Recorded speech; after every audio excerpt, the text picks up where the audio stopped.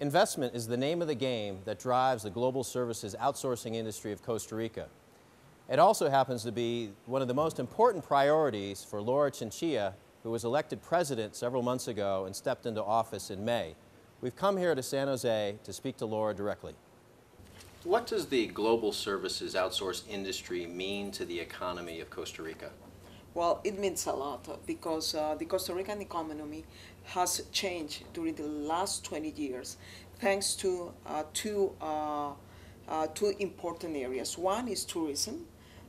We have been able to put a very original distinction on the kind of tourism we are attracting, which is the ecotourism, and the other source of economic growth has been the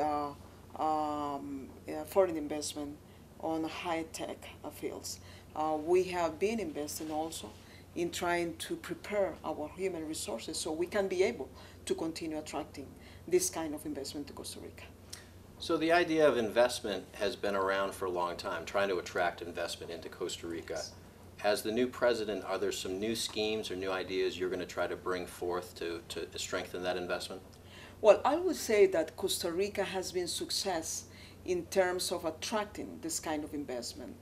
However, if we want to continue competing, that means if we want to keep the investment we have now, and if we want to attract more investment, we have many different challenges. Probably the first one is bureaucracy. We have to combat the very complicated bureaucracy we have now, more clear rules. That is something we are working in now. The other challenge is more human resources on technical careers. We need more engineers. We have more technicians. We have a better level of English language in our students. So we are also working on these fields. And the third challenge is logistics, because we have to recognize that we have to do a little bit more in terms of improving our infrastructure, our ports, airports, and also our roads. So let's address the second challenge for a minute, the issue of education. It's a major issue when a company decides to invest in a country. They're looking at the talent pool. The challenge you have here is there's not a huge population compared to some of your neighbors. Yes. But the question is, how do you get more of a universal high-level education for all Costa Ricans in order to enter the labor pool with high capabilities? Well, I would say that we, in general terms, have a good coverage of university education. The real challenge we have is to move from social science careers to more technical and scientific careers. For example, now we are preparing about 70% of the students in social careers.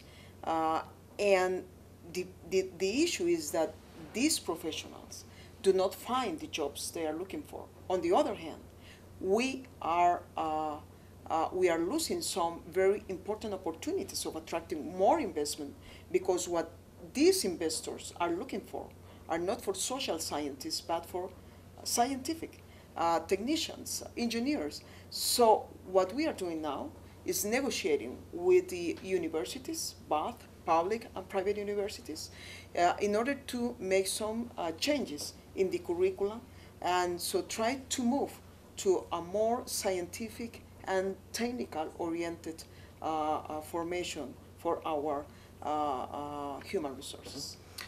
Let's expand the scope a little bit. Asia has been a big focus for Costa Rica, looking beyond in terms of trade and export opportunities. What's your view on Asia in terms of engagement and now into the future? Well, for us, Asia means a very good opportunity of new investments, of new markets for our exports and services.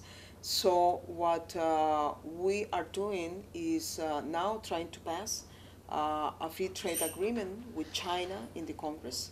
The agreement has been already negotiated between the Costa Rican and the China's government. Second, we are trying to open new negotiations with Korea. We already start to talk about this, and we already also closed some negotiations with Singapore. Our ambition is to be part of APEC because we think that Asia is a very good opportunity in the future for all the Latin American countries and, of course, for Costa Rica. Mm-hmm.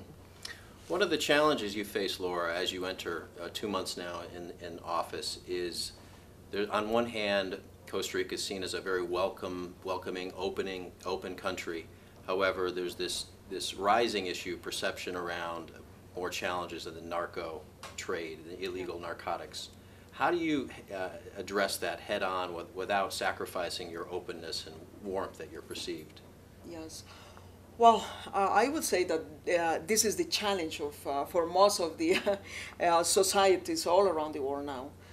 So what we are trying to do, because also we are very special, contrary to other countries, we do not have an army. So what we are trying to do is to be more efficient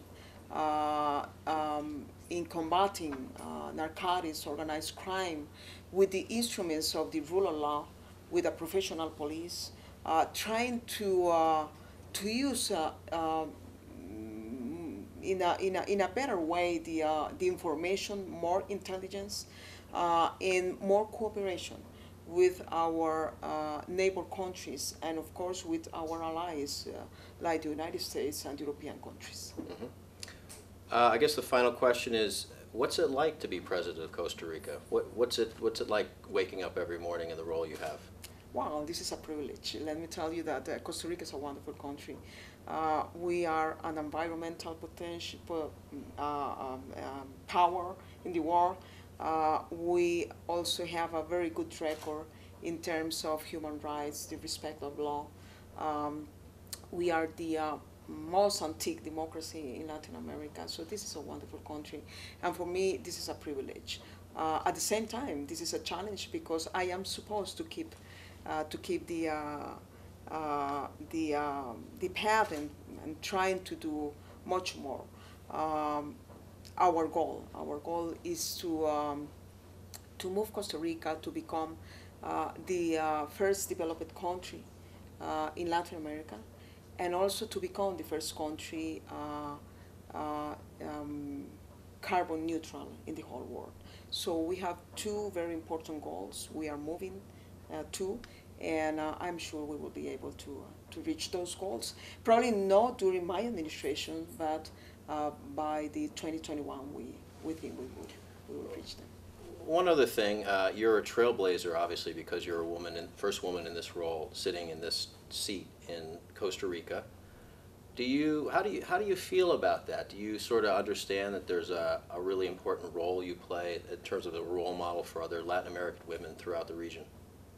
Well, I would say that Latin America is giving the example to the rest of the world, because in Latin America you already find many women that have had the opportunity to be president, and probably you will have 2 or 3 more during the next years. In the case of Costa Rica, we see this experience like something very natural, since we already had achieved a very important number of women in Congress. We also have a very important number of women in the Supreme Court. So I think this was the next natural step to have women in the presidency of the Republic. Well, fantastic. Well, we're so glad you could join us today, and we'll visit you again in the future. Thank you, thank you. Thank you for this opportunity.